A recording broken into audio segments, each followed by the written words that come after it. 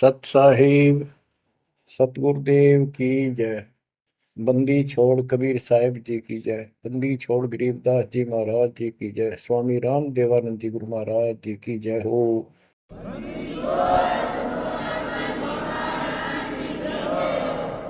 सर्व संतों की जय, सर्व भक्तों की जय, धर्मी पुरुषों की जय। श्री काशी धाम की जय, श्री सुडानी धाम की जय, श्री क्रोथा धाम की जय, श्री बरवाड़ा धाम की जय। सत साहिब कबीर दंडवतम गोविंद गुरु बंधु अर्जन सोए।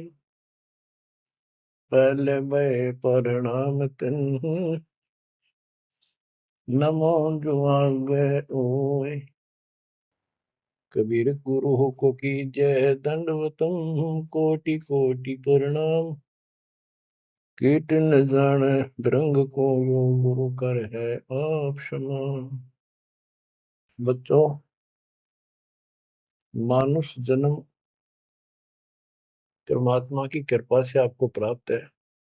मनुष्य जीवन के अंदर मूल उद्देश्य केवल भक्ति करना और मोक्ष कराना होता है। इसके लिए सर्वप्रथम गुरु की आवश्यकता होती है। सर्वप्रथम गुरु की, गुरु पूर्ण हो, तत्व ज्ञान प्राप्त हो और संपूर्ण भक्ति मोक्ष मार्ग यानी सभी मंत्र सत्य हों, फिर भक्त मर्यादित रहे, समर्पित रहे, आसानी से मुक्ति प्राप्त कर सकता है।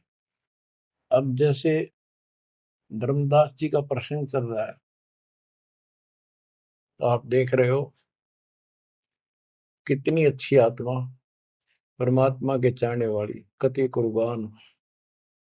और जैसा उस अज्ञानी गुरु ने मार्गदर्शन किया, कति अटूट श्रद्धा। सेवक तो ऐसा ही हो, पर गुरु ऐसा ना हो जो जीव को कर्म कांड में उलझावे। अब इस कथा से आपको अपने आप बहुत कुछ बातें समझ में आएंगी कि आपको कैसे पूर्ण सतगुरु प्राप्त है, अध्यात्म ज्ञान प्राप्त है, संपूर्ण मूल ज्ञान जो आज तक छुपा के रखना था। और अब भी आप नहीं समझ सके उस परम पिता की महिमा को और इस गंदे लोक के यथार्थता को, तो फिर परमात्मा आपको कौन सी भाषा का प्रयोग करे जिसे तुम समझ सकते हो। लास्ट फिर वही होगा जैसे 600 साल पहले दाता ने आपको पटक दिया था, ठाके झटक दिया था। या तो आंखें खोल लो, भूल जाओ इन बकवादों को। इस संसारिक चोचलों में कुछ नहीं धरा। गरीबदास जी कहते हैं, सर्व सोने की लंका होती रावण से रणधीरम।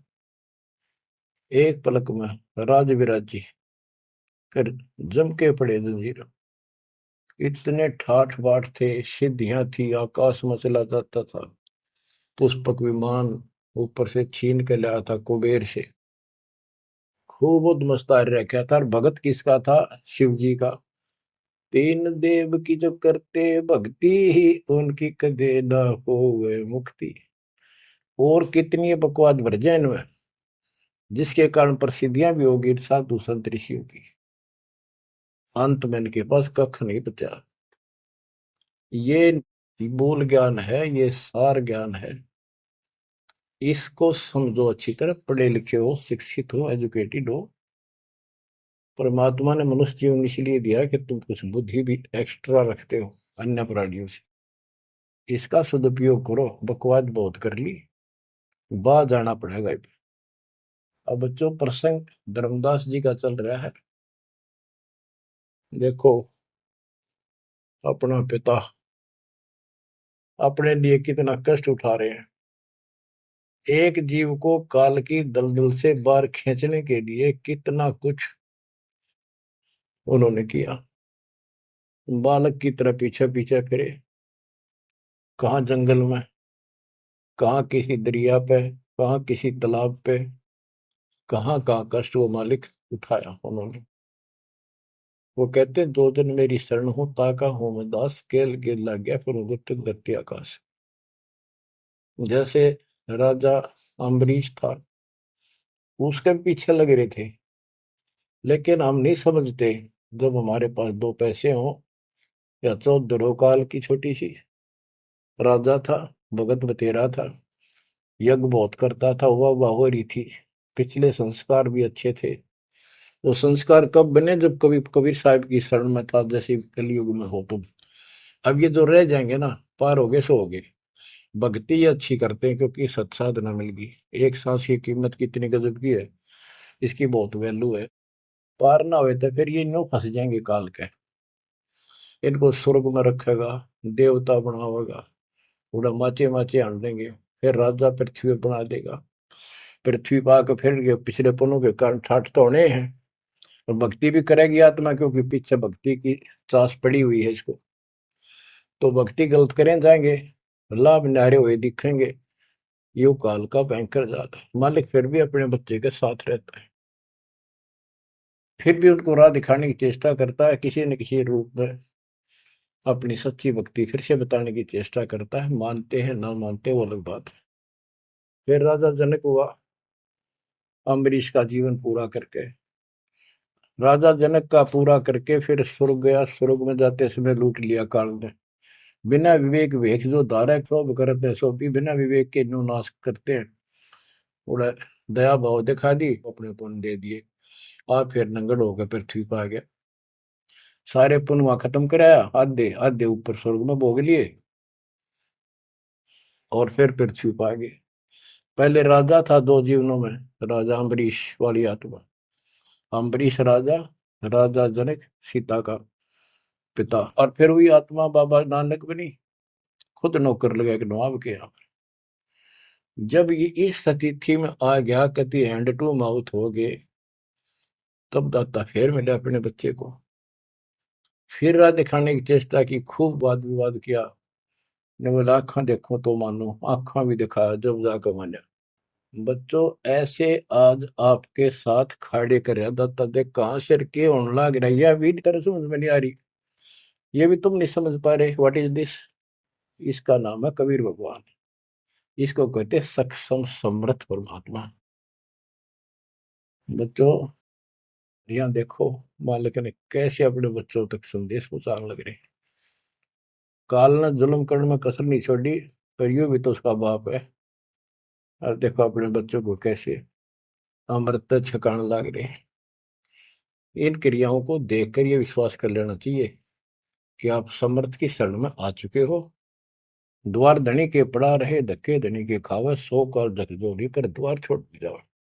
ईब तुम इतना जरूर कर दियो, और कुछ ना बने तो इतना रहियो, मालिक की शरण से दूर मत होना। चाहे दुखी दिखो, चाहे सुखी दिखो, ईब के आप सत्य में अगला कदम है बस, नथिंग एल्स। दूसरी बात नहीं है। पर होगा उनका जो मर्यादित रहेंगे, समर्पित रहेंगे, तन मन धन सब तेरा, ये कहने से नहीं, करना होगा। काल जाते आज ले चलो दाता, रखियो अपने चरण में। तो बच्चों फिर जब तक चाहोगे तब तक जीवन दे देगा आपको, जब तक चाहोगे। लेकिन अंत में एक ऐसा आप पर प्रेरणा हो जाएगी आपको, और आप ही कहोगे कि दाता ले चलो, बस बस बहुत हो ली। तो कहते हैं जीव है इतने जोखिम नहीं, मरा जब निशंक मरे, परमात्मा कहते हैं। तो ये हमारा मरना नहीं होगा, हम तो मेले से बजावांगे। शरीर छोड़ा कांचड़ी, पक्षी उड़ा आकाश को चलते कर गया बीट, ये तो वो है। बच्चों प्रसंग धर्मदास जी का चल रहा है। परमात्मा ने धर्मदास जी को पूरी सृष्टि रचना फिर सुनाई, क्योंकि शुरुआत में उसने इसलिए सुनी थी, अपना तर्क मन में अलग रखा था। साथ में आमनी देवी ने भी सुनी, दोनों को विश्वास हुआ। परमात्मा से कहा कि जोड़ पानी में पूछो स्वामी, पानी माने हाथ, जोड़ पानी में पूछो स्वामी, को कृपा कर अंतर्यामी, ओ साहब नाम का आही, परचय नाम कहो मोहि पाई, गुरु और सतगुरु तुमको कहूं, हे प्रभु कौन देश तुम रहो। परमात्मा बोले, हो धर्मनी जो पूछो मोही, सुनो सुरती धर कहो मतोई, जिंदा नाम है सुन मेरा, जिंदा बेस खोज के ही तोरा, हम सतगुरु के सेवक आही, सतगुर संग हम सदा रहाई, सतपुरुष व सतगुर आही, सतलोक में वह सदा रहाई। सकल जीव के रक्षक सोई, सतगुर भक्ति काज जीव होई। सतगुर की भक्ति से जीव के सब काम ठीक होंगे। सतगुर सत्य कबीर सो आही, गुप्त प्रगट कोई चिन्ह नाही। सतगुर आज जगत तन धारी, दासा तन दर शब्द पुकारी। काशी रह परख हम पावा, सत नाम उन्मोहि दर डावा। परमात्मा अपने को छुपा के कहते सत परमात्मा तो सतलोक में रहता है और वहां से चलकर आया हुआ है। अब वो सतगुरु सत कबीर काशी में है। वो प्रगट है, गुप्त है। प्रगट का अर्थ है कि सामने बैठा है, गुप्त ऐसे है कि उसको कोई पहचान नहीं पा रहा। सतगुरु आज जगत तन धारी, उस सतगुरु ने, सतपुरुष ने, पूर्ण परमात्मा ने जगत में आके ये कबीर रूप धारण कर रखा है।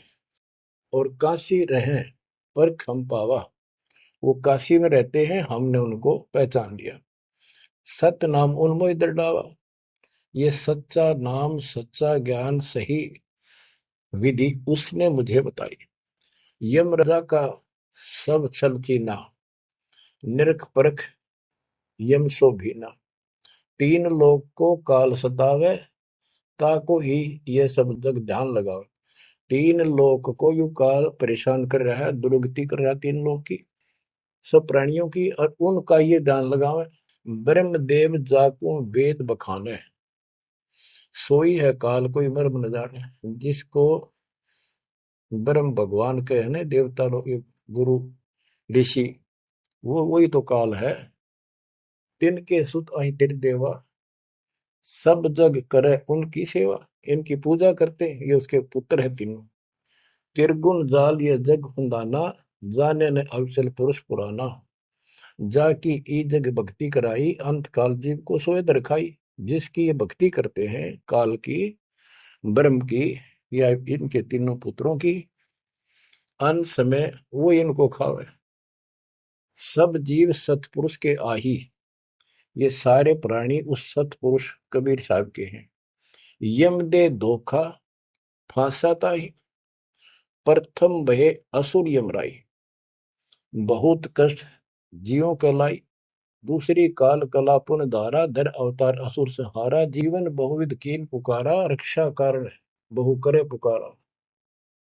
जीव जाना ये धनी हमारा, दे विश्वास पुनः धर अवतारा। अब क्या ये बताना क्या चाहते हैं परमात्मा? हिरण्यकशिपु, उसको काल ने पैदा किया, उसने उद्मस्तारे भगत को सताया, हाहाकार मची सारी जनता में। तो परमात्मा ने आकर उस राक्षस को मारा और विष्णु को रूप दिखाना पड़ा, क्योंकि कबीर साहब को जानते नहीं थे। बच्चों, भगत का रक्षक केवल कबीर साहब है। प्रहलाद भगत था, प्रहलाद विष्णु जी का उपासक था। इस भक्ति को यहां तक लाने के लिए दाता ने आगा पीछा कुछ नहीं देखा, ना अपनी महिमा की आवश्यकता समझी। यदि वो महिमा चाहे तो काशी में 120 वर्ष रहे एक निर्धन जुलाहे की लीला में, वो 1 मिनट में कुछ भी कर सकते थे, दुनिया पीछे हो लेती, पर ये इस मार्ग में चला नहीं। तो क्या बताते हैं कि विष्णु रूप धारण कर लिया, विष्णु भी खुश होगा, लोग कहें विष्णु जी ने रक्षा कर दी, विष्णु जी ने रक्षा कर दी। अब ये काल का जाल नो ऐसे अड़ा रहा। अब कबीर साहब ने इसको उसी तरीके से समझाने की चेष्टा की है, अपना रोल निकाल दिया बीच में। कबीर साहब समझाना चाहते हैं कि एक तरफ तो काल ने राक्षस बनाए, फिर तुम कहते हो विष्णु ने नरसिंह रूप धार करके और हिरण्यकशिपु को मारा, इसलिए विष्णु की महिमा बन गई। अब लोग विष्णु के चिपक गए, इसको भगवान मान कर पूजन लाएंगे।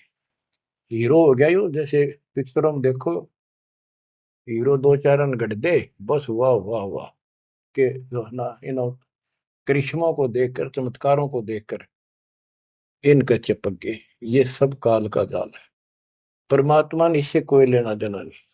परमात्मा चाहते थे इन भक्तों की आस्था बनी रहे, काल चाहता है ये नास्तिक हो जाए प्रमाण के लिए। परमात्मा से जब वार्ता हुई, इसने विवाद किया, तकरार करी, प्रथम बार आई।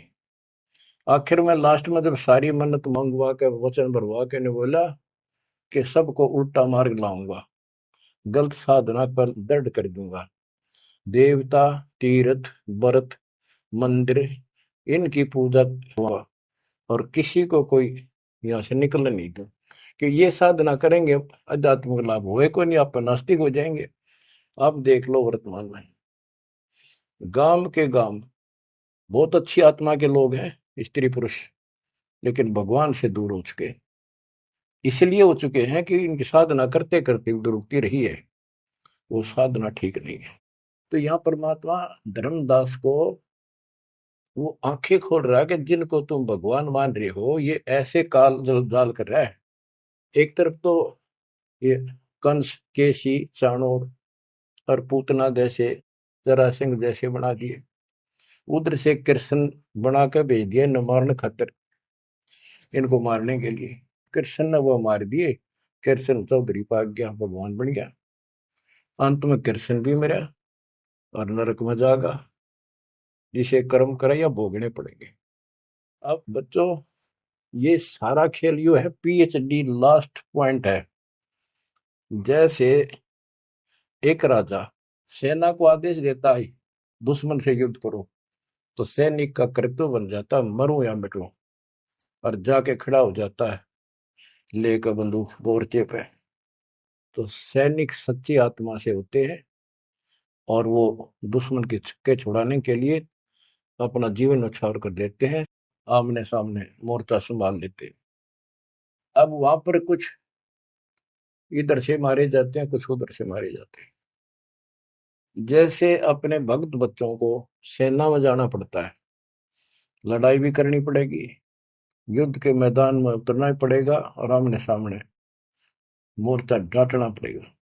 ये तो करना पड़ा, लेकिन वहां रक्षा कौन करेगा? वहां उन बच्चों की रक्षा कबीर साहब करेगी। इसी प्रकार काल ने रामकृष्ण को भेज दिया इनको मारने के लिए। रामकृष्ण को कोई मौत नहीं था इनको मारने का, इनके साथ खुद मालिक रहे। रामकृष्ण सतगुरु सहजादे भक्ति हेतु यूं हुए प्यादे। रामकृष्ण भी उस परमात्मा के बच्चे हैं, उस महाराजा सारी सृष्टि के सम्राट कबीर जी के राजकुमार हैं, सहजादे हैं। ये तुमसे ज्यादा निकट प्यारे हैं उसको, क्योंकि पिछले में बहुत गजब की भक्ति की थी, पर पैर फिसल गया इनका, अब काल का फंस गए। कोटिक अवगुण बालक कर ही पिता एक चित नहीं धरी। बाप के अंदर एक ऐसा परमात्मा ने पर रखा है प्रेरणा, स्वभाव, बालक से करोड़ों बकवाद कर ले पर पिता एक भी उसकी गलती को ज्यादा सीरियसली नहीं लेता। तो इसी स्थिति पर परमात्मा इस नियम से उन निकमों के साथ भी आज है, लेकिन बहुत प्यारे उनको हैं, क्योंकि कभी वो बहुत गजब के भगत थे और कॉलोनी को सिलेक्ट करे उनके कर्म फुड़वाने के लिए, उनको उच्च पद देता है। ये प्रधानमंत्री, मुख्यमंत्री, ये बहुत अच्छी आत्मा थी, पिछले भगत थे, तपस्वी थे भगवान के बच्चे, उसके लिए कर रहे थे। अब वो बैठा दिए पदों पर, अब कर्म फोड़ेंगे, फोड़ लेंगे, तो मानने को नहीं। फिर जब हंटू माँ उठा जाएंगे बाबा नानक की तरह, फिर पकड़ लेगा, फिर लेगा। काम तो बढ़ गया, समस्या तो वहीं की वहीं खड़ी रहेगी। तो बात निमड़ी क्या है बच्चों, इसको कहते हैं सार ज्ञान। ये है वो मूल ज्ञान। धर्मदास मेरी लाख दुहाई, मूल ज्ञान कहीं बाहर न जाए। मूल ज्ञान तब तक छपाई जब लग द्वादश पंथ ना मिट जाए। अब यो ऐसा ज्ञान आज तक किसी ने निर्णायक नहीं सुनाया। तो एक कोई बकवाद करेगा तो उनको सबको पता होगा ये संत रामपाल जी से सुनकर अटपट मारन लग रहा है। हमारे छोटे छोटे बच्चे भी उसको 2 मिनट में फिटे मुंह कर देंगे। तो ये पंथ खत्म हो गए। बड़ा पेड़ होता है पड़ भी जा, उसकी एक आधी जड़ की तरह जाए धरती में लगी, वो थोड़ा बहुत हरा कई दिन रह जाया करे, पर अंत में उसकी लकड़ी सूखेगी। तो आज इनकी स्थिति शुरुआत हो चुकी है, ये सारे ढह चुके हैं। मालिक के तूफान इस ज्ञान के सामने इनका कोई औकात बची नहीं है। अब तुम ध्यान दो जिसके ऊपर ये मालिक गजब की रजा कर रहा है। इसको हल्के में ना लो, तुम ज्यादा सीरियस बनो, समर्पित रहो। औरों से न्यारा सुख धरती पे देगा आपको, लेकिन इस सुख में माचना नहीं, परमात्मा को भूल ना जाना। मालिक की तरफ ज्यादा आवे, सुविधा दे दी, गाड़ी दे दी, सेवा में आवे, सेवा में लावे, बकवाद हम कहीं नहीं जावे, तो राम राजी रहेगा, कबीर साहब आपका खुश रहेगा। तो परमात्मा ये बताना चाहते हैं, जीव जाने ये धनी हमारा, जैसे विष्णु कृष्ण राम हो ये भगवान थे न, देख किसे तो कंस मार दिया, केसी मार दिया, रावण मार दिया, हमने के पल्ला पड़ा उसको मारते, हमने तो ये यूरा पाया, ये कुछ बात बनेगी। प्रभुता देख के इन विश्वासा, अंत काल पुनः करे गिरासा। या प्रभुता देख के इनकी राम कृष्ण और के बड़े हीरो थे, अर्जुन कर दिया, लोगों ने इनको भगवान मान दिया। ये बते डपली पिटन लाग रहे हैं। द्वापर देख कृष्ण की रीति, परमात्मा कहते तू कृष्ण जी का भगत है, सुन ले कृष्ण की नीति अनीति। आप मानते हो कृष्ण ने गीता बोली, पहले तो गीता में उसको भगत बनाया, धार्मिकता सिखाई, और गीता का पाठ अर्थ बतलाया, और फोन उनको कहा युद्ध कर, युद्ध कर, तुझे कोई पाप नहीं लगेगा, और पीछे वो पाप लगा दिया। हिमालय में जाके गड़ो, अश्वमेघ यज्ञ करो, तुमने बंधुघात किया इसलिए पाप लगे। और जब जिस समय महाभारत समाप्त हो लिया युद्ध, और युधिष्ठिर को राजगद्दी दे दी गई, तो बच्चों युधिष्ठिर को भयंकर स्वप्न आने लगे, मरे हुए आदमी दिखे, सिर कटे आदमी चलते दिखे, खावन पीवे, सारी रात बैठ के काटे। द्रौपदी ने देखा, उसने अपने अन्य पतियों को बताया, अर्जुन को, भीम को, आदि को, कि ऐसी स्थिति आपके भाई की है, यू ना सोता ना आपको बताता, ये उस दिन का मेहमान है। तब सारे चारों भाइयों ने खड़े होकर उनसे प्रार्थना लगाई कि कोई बात बताओ, क्या आप हमें अपने भाई नहीं समझते? कोई कष्ट है, संकट है तो हम आपके साथ हैं, आप अकेले क्यों दुख पा रहे हो? हमें शेयर करो। कुछ दिन तक कुछ नहीं किया, फिर आखिर में बता दी कि ऐसी स्थिति है मेरी। फिर क्या होता है, जब ऐसा संकट आता है, आप अपने गुरु से ही बात करते हैं। श्री कृष्ण जी के पास गई, श्री कृष्ण जी को सारी स्थिति बताई कि हमारे भाई को ऐसे ऐसे समस्या होगी, कोई समाधान बताओ। तब वो कृष्ण जी कहते हैं कि तुम्हारे को जो युद्ध में तुमने पाप किए, बंधुघात किए, भाई मारे, भतीजे मारे, वो पाप लगा है, और इसके लिए एक अश्वमेध यज्ञ करो, उसकी शर्त बताई थी। अर्जुन उस समय स्तब्ध रह गया कि ये, और कृष्ण उस दिन तो कह था तुम्हें कोई पाप नहीं लगा तो निश्चिंत होकर युद्ध कर ले, मैंने सारे रख, तो तेने मत बुलाना। आज ये पाप कहां से आ गए?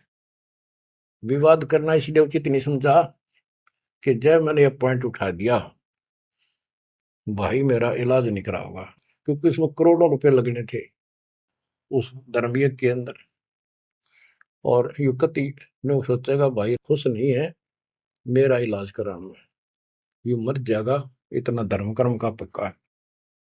तो अर्जुन ने अपने सब्र का घूंट पिया, अपने दिल की झाल डटी, और जैसा कहा वैसे यज्ञ करवाई। उस यज्ञ में शर्त थी कि एक पंचायन संघ अलग से रखा जाएगा, कि एक आश्रम सा बना के साफ सुथरी स्वच्छ स्थान पर एक अलग से उसका स्टैंड बना के, और सब महापुरुष, देवता, पृथ्वी के ऊपर के लोक, स्वर्ग लोक के सारे बुलाओ, और सब पृथ्वी के जीव, ब्रह्मा विष्णु महेश, सबको न्योता दे दिया। 56 करोड़ यादव, 12 करोड़ ब्राह्मण, 88,000 ऋषि, 33 करोड़ देवता, और ये सारे आगे। सबने भोजन खा लिया, और शंख नहीं बजा, यानी यज्ञ संपूर्ण हुई नहीं। यज्ञ पूरी ना हुई तो पाप कटे नहीं, वो दुख नो का नो रहेगा। तो इतना खर्च हो चुका, और बात वही की हुई, कोई ट्रीटमेंट नहीं। श्री कृष्ण ने भी खाना खा लिया। उस समय युधिष्ठिर ने पूछा, भगवान अब कैसे बात बनेगी, सब ने भोजन खा लिया। तो कृष्ण जी ने बताया, क्या तुमने इधर एक संत है, उसका ये सुदर्शन नाम है, वो एक गुरु भक्त है, उसको निमंत्रण नहीं दिया। भीम की ड्यूटी थी, सेवा थी उस साइड में निमंत्रण बांटने की। भीम से पूछा गया, भीम ने बताया कि मैं गया था पर वो गलत बोला। उसने कहा कि तुम्हारे से तो कसाई भी अच्छा था, तुमने इतने मानस मार दिए। वो विधवा बहन सैनिकों की आज तक टक्कर मार कर हो रही है, तुम बैठ के मौज कर रहे हो, नरक में पड़ोगे जाके। तुम्हारे अन्न खाकर नरक में जाना है क्या मैंने? पहले मुझे ऐसी ऐसी 100 अश्वमेघ यज्ञ का फल दो, तब मैं तुम्हारा टूक तोड़ू। कृष्ण बोला, फिर आपने क्या कहा?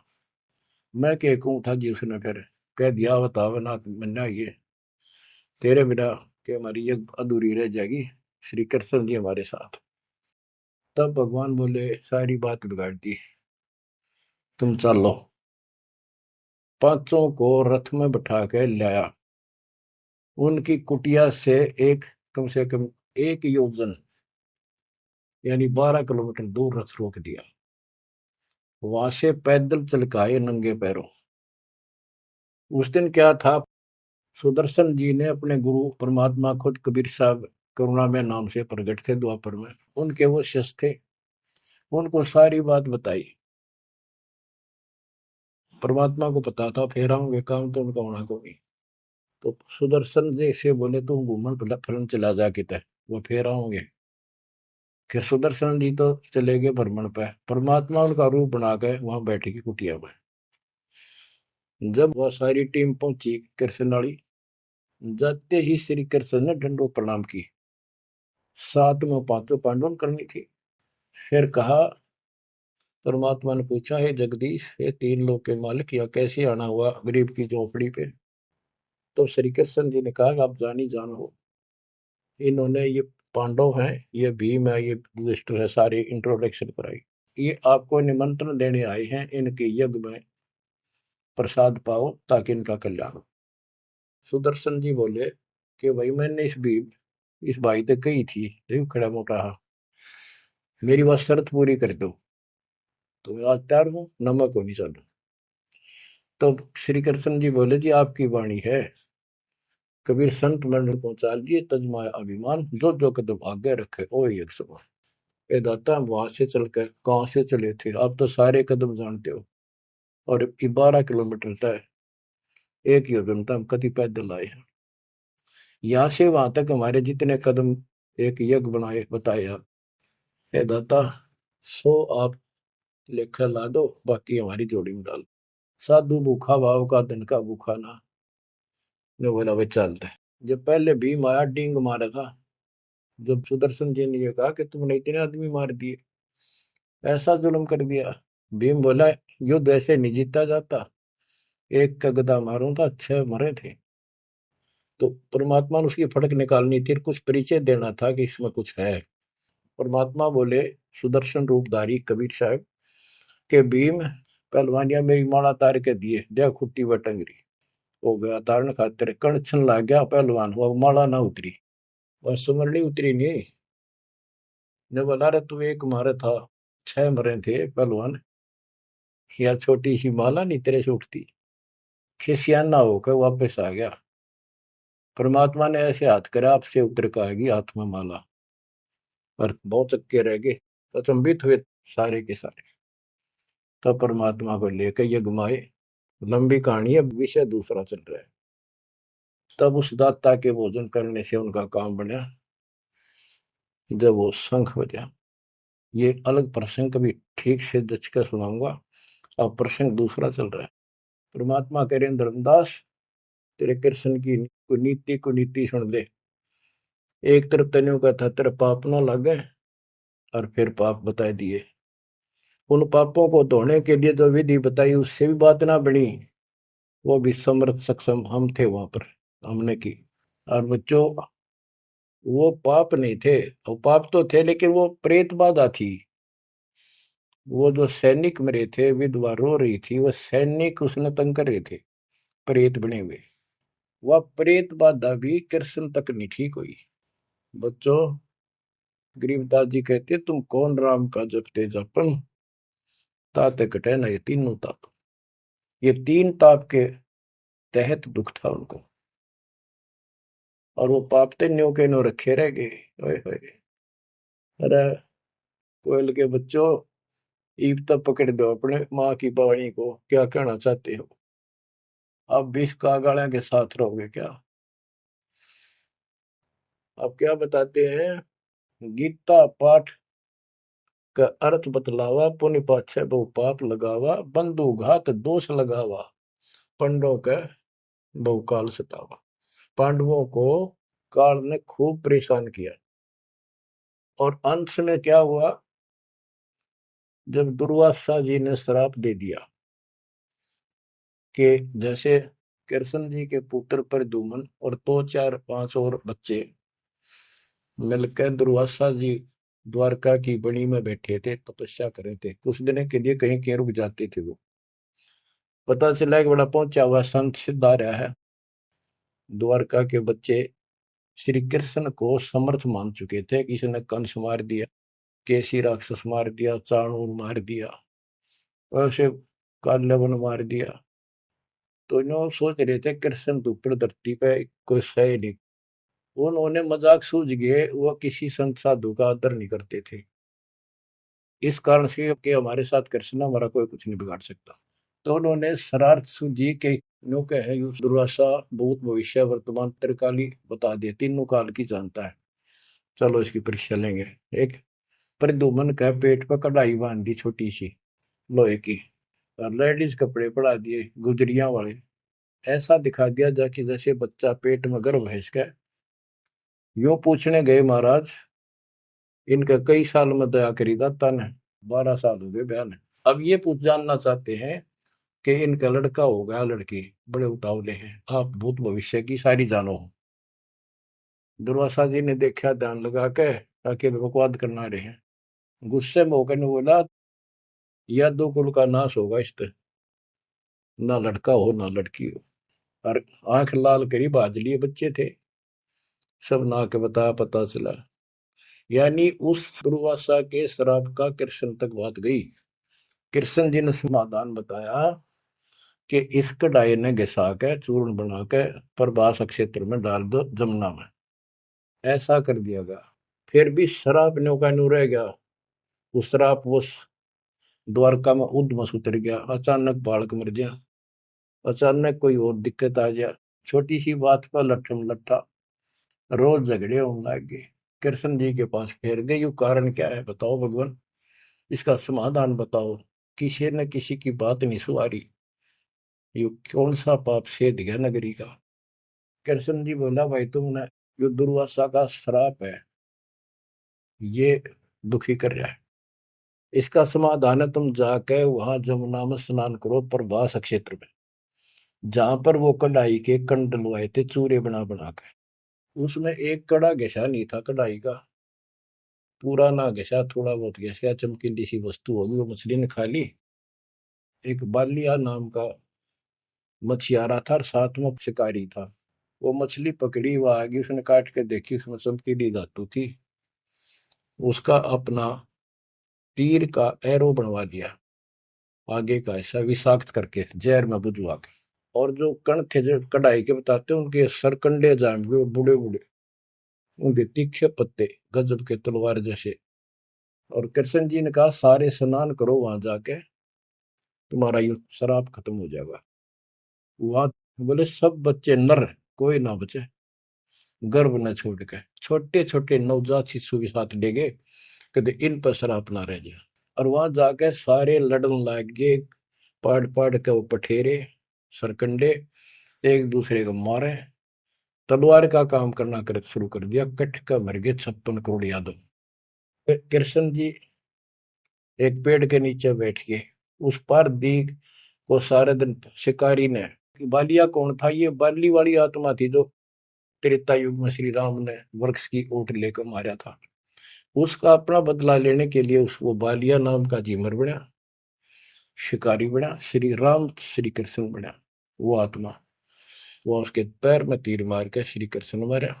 उससे पहले श्री कृष्ण ने बचे हुए, बताओ आप हमारे यहाँ तो जाके काल कर रहे दुर्गति, फिर आके लेट गया जब वो मारेगा। मरने से पहले उसने वह संदेशा भेज दिया था पता था कि सारे मरेंगे। तो पांचों पांडु वहां पहुंच गए। कृष्ण जी बस तड़पन लाग रहे थे। उनको बता दिया भाई ये यहाँ कोई आदमी बचा नहीं है, इन लेडीज को सारी को ले जाना, यहाँ लोग इनकी दुर्गति करेंगे, तुम अपने वहां रखना सुरक्षित। और तुम जाके हिमालय में चले जाओ, वहां रहो भूखे प्यासे तप करो, और वहां गड़कर मर जाओ, वापस ना आइए। तो पूछा जी कारण क्या है? हम अभी तो राज मिला, 20-30 साल हमने राज मुश्किल से किया है, अब आप कहते हो राज त्याग के वहां चले जाओ, इसका कारण क्या हो गया? क्या गलती बन गई कि तुमने जो युद्ध में पाप किए थे वो पाप तुम्हें दुखी कर रहे हैं, वहां तप करने से समाप्त हो जाएंगे। तब अर्जुन को कहना पड़ा कि भगवान आप ऐसी स्थिति में हो, मुझे कहना तो नहीं चाहिए पर मैं रोक भी नहीं सकता अपने आप। पहले तो आप कह रहे थे गीता में कि ऐसे ऐसे तेरे को पाप नहीं लगेगा, और ये पाप हमारे सिर पर धरती है। फिर भाई के अश्वमेध यज्ञ कर पाप खत्म हो जाएंगे, वो पाप फिर भी रह गए। तब मैं बोल नहीं पाया, आज मैं रोक नहीं पाया। या तो इसका उत्तर दे दो ना, मेरा जीना भी दूभर हो जाएगा शेष सांस। तब उसने बताया भाई मैंने ना मेरा मन के गीता में कहा था, और के कुछ तेरे को बोल रहा था। असली बात यह है, अब मैं जो कुछ कर लियो कुछ पाप हमारे उड़ तपस्या से कुछ तप बन जाएगा, पाप पुप ना कटने से। उसने में बताई तप करने से आगे फिर थोड़ा बहुत को राज मिल जाएगा। इनके पास इतनी स्टोरी है, ज्यादा नहीं। तो बच्चों देखो काल का जाल। उसका अंतिम संस्कार श्री कृष्ण का करके वो चले गए, और अर्जुन ने एकलन छोड़ गया कि एकला योद्धा है, कोई खतरा नहीं। सब लेडीज को लेकर चाल पड़ा गोपियों को। रास्ते में बिल्लो ने पकड़ लिया, उन्हें पीटा इस अर्जुन को। गोपियां लूट ले गए, लड़कियां ठा ले गए रामजादे। और इस पर धनुष साथ ले रहा था जो महाभारत के युद्ध में जो उद्मस्त आ रहा था, वो उठा तक नीचते। तब रोवा खड़ा खड़ा कि इस कृष्ण ने तुम्हारा नाश कर दिया, सारे हमारे साथ धोखा किया। जब नाश कराना था युद्ध में, मानस मरवाने थे आदमी, जब तक ताकत दे दी, अब मैं खड़ा खड़ा पड़ा। गीता भी यही कहती है, बलवानों का बल मैं हूँ, बुद्धिवानों की बुद्धि मैं हूँ। यहाँ परमात्मा कबीर जी बताते हैं युग कृष्ण नहीं, युग काल उनका बाप ये जुल्म करे भाई, इनको पता है नहीं हो क्या रहा है। धर्मदास ये बातें सुनकर चक्कर में पड़ गया, मुंह का नहीं देखे देखे, आंख भी नहीं झपके। ये भगवान कति सौ की सौ सच्ची, सारी बात बिड़ा करते। देखिए धोखे बैठे थे, साथ में हमने बैठी, दोनों टेक टेक सुने मालिक के अमृत वचन। ये परमात्मा हम रोज सुना करते, मेरी तरह पत्थर पड़ गए थे कल। आपके क्या गुण गाओ मालिक, कैसी आंख खोल दी परी। परमात्मा कहते और सुन ले। अब क्या है, हिमालय में चले गए सारे पांडव, और वहां सारे मरते गिर जाते गए। तो कहते हैं जब ये पहुंचे ऊपर, तो युधिष्ठिर बाद में मरा, और तो सारे बर्फ में गड़ गए, बर्फ में पैर गड़ जाते कति। लेकिन युधिष्ठिर का अंगूठा अंगूठा गला, बाकी शरीर जो का तो रहा, मर गयो भी गया। जब ये ऊपर गया, वो पहले जो चले गए थे मर मर के, चारों पांडव और वो उनकी मां कुंती द्रौपदी, वह सारे नरक में ठोक रखे। यो पहले स्वर्ग ले जाएगा, फिर इसको कुछ समय नरक में डालना था, क्योंकि इसने धर्मदास झूठ बोली थी युधिष्ठिर ने। कौन सी झूठ बोली थी? कि अश्वत्थामा मर गया। द्रोणाचार्य गुरु का बेटा अश्वत्थामा था। द्रोणाचार्य इतना सूरवीर था, अगले दिन उसने युद्ध में उतरना था, और कृष्ण जी को पता था, उसने बता दिया था जयो आ गया ना द्रोणाचार्य तुम्हारे सामने, एक नहीं छूटेगा, इतना धनुषधारी है। तो इसका इलाज ये है कि युधिष्ठिर झूठ बोल दे, और की नहीं मानने का। पहले कईयां ने जाके कहा नो कह दो कि इसका बेटा अश्वत्थामा मर गया, तो यो उस पुत्र मोह में इतना पागल हो जाएगा, इस पर हथियार नहीं उठेंगे, और युद्ध तक करेगा पर यू हार जाएगा, मारा जाएगा। तो युधिष्ठिर को सब ने कहा जाके कि अश्वत्थामा मर गया। कईयों ने जाके दूत भेजे गए दूसरी सेना में। तो द्रोणाचार्य बोले मैं विश्वास ना करूं, तुम झूठ बोलते हो। अगर युधिष्ठिर कह देगा तो मैं सच्ची मानूंगा। तो दूसरे कह तुम मार दियो, तो गिर दिया ठागा, फूक फेंक दिया ठागा मैंने। युधिष्ठिर को तैयार किया गया कि तू यह झूठ बोल। वो मना कर गया कि ना तो दिक्कत हो जाएगी और मैं झूठ नहीं बोल सकता। फिर एक अश्वत्थामा हाथी का नाम था, जैसे पशुओं के नाम रख लेते हैं ऐसे। वो अश्वत्थामा हाथी मार दिया। श्री कृष्ण बोला आप ये कह देना कि अश्वत्थामा मर गया, मंदी आवाज में कह दिए मेरा ना हाथी था, हाथी या मनुष्य। युधिष्ठिर इस बात पर राजी हो गया क्योंकि अगले दिन नाश कर रहा था उसने। तो मन में दोस्त तो आया उसके, झूठ बोल दी जाके कि आचार्य जी अश्वत्थामा हिते संस्कृत नौकंते द्रोणाचार्य का तो बुरा हाल हो गया, चक्कर आने लग गया कि अश्वत्थामा मर गया। फिर मंदी आवाज में कह दिया नर व कुंजर, नर था या कुंजर हाथी, पता नहीं नर था या कुंजर। अब वो नर कुंजर कड़े सुना था तो पागल होकर गिर गया। तो उसके कारण उसको नरक में भेजना था कुछ समय के लिए। तो युधिष्ठिर ने पूछा कि मेरे भाई कहाँ गए, स्वर्ग में। तो उनको बताया कि उन्होंने पाप करे थे महाभारत में, और भी जितने पाप कर रखे थे वो सारे के कारण नरक में पड़े। धर्म युधिष्ठिर बोला कि मुझे उनके दर्शन कराओ, मैं देखना चाहता हूँ। देखा सारे हाहाकार मचाने लग रहे। तो बोला मुझे भी मेरे भाई बहनों के परिवार के साथ भेज दो। तो वो चाहे थे एक बेचने इसका मार डाल लिया जा। तो वो इस कारण से उसको भी कहते कुछ समय के लिए नरक को भोगना पड़ा। अब ये परमात्मा कहते हैं बंधु घात दोष लगावा, पांडवों के बहुकाल सतावा, भेद हिमालय ते ही गलाए, छल अनेक की नहीं यमराए। बच्चों, और फिर उनको पांडवों को ले नरक में डाला। बच्चों, स्वर्ग के धोखे नरक ही जाही, जीव अचेत यम छल चिन्ह नहीं। ये बोले जीव इस काल के इस छल को, इस जाल को, षड्यंत्र को नहीं समझ पा रहे। पांडव सम को कृष्ण को प्यारे, सोले नरक में डारे, वो भी सारे नरक में डाल दिए। मानुष जन्म बड़े पुन होई, सो मानुष तन जात बिगोई, नाम बिना नहीं छूटे कादू, बार बार ये नरक ही घातू। नरक निवारण नाम जो आही, सुरनर मुनिजन जानत कोई नाही। जो नरक से छुटकारा देने वाला असली नाम है, इतने देवता नहीं जानते, ना ऋषि जानते, ना ब्रह्मा विष्णु महेश जानते। ताते यम फिर भटकावे, नाना योनिन में काल सतावे, बिरले सार शब्द पहचाने, सतगुर मिले तो सतनाम समाने। इतना कुछ सुनकर धर्मदास कहता ही साहब मैं तो पग सिर धरूं, तुम ते कुछ दुविधा नहीं कर। अब मोई चीन पड़ी यम बाजी, तुम ते भयो मोह मन राजी। अब आपके ऊपर मेरी कति आत्मा डट गई, मेरा मन कति खुश आपके। मेरे हृदय प्रीति अस आई, तुम ते हो गई जीव मुक्ताई। अब मुझे विश्वास हो गया कि मेरा कल्याण आपसे होगा। मुझे लगता है तुम ही सत कबीर हो स्वामी, कृपा करो तुम अंतर्यामी। हे प्रभु देव परवाना मोही, यम तरण तोर भजो मैं तो ही। मोरे नहीं और सो कामा, निस्तिन सुमरो सदगुरु नामा। पीतल पत्थर देव द्यो बहाई, इन फेंक दो उठाकर, सतगुरु भक्ति करो चितलाई।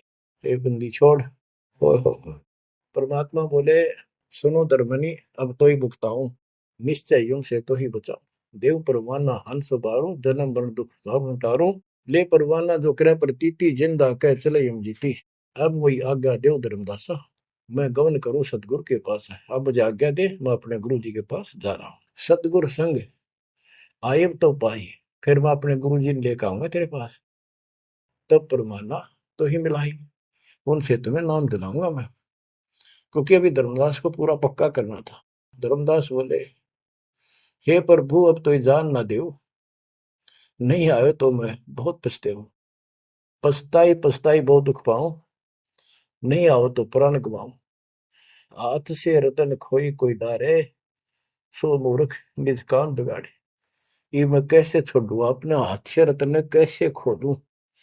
जब नहीं आए तो ना मैं खाऊं ना कुछ पीऊं, मैं मरूंगा। आप जब फिर नहीं आए तो परमात्मा ने कहा चाल पड़े, क्योंकि अभी ताव और बाकी देना था। धर्मदास सामने कति गली में खड़े हो गए, जब तक दिखते रहे कुर्बान हो जाओ ये झंझट जो आज तुम चपटे बैठे हो जिससे संपत्ति और संतान का। ये तक कुत्ते बन के वहां नहीं चपकोगे, गधे बन के वहां चपकोगे। अब जिसका चपकना इसका चपको, ये परिवार भी आपका सुरक्षित रहेगा। इनको पालो पोसो, माल की राह बता दो, आपको बहुत पुण्य होगा। ये भी उसी के बच्चे, काल के जाल से बचा के रखो। सच्ची राह बताओ, हमेशा यही पाठ पढ़ाओ। अब देखना कितने सुख देगा, पता नहीं कित कबर देगा। अगर आपके सत्य मान लेना, और मोक्ष देगा। ये तो रूंगे में देगा जो आपको, जिसके लिए सारा दिन भटकते हो पर फिर भी पूरा ना भटकता। रूंगे में धक्के तो दर देगा ठाक। नोट कर लियो, दास की एक बात प्रमाणित है, गॉड गिवन है। मालिक आपको मोक्ष दे, सदा सुखी रखे, सच्चाई।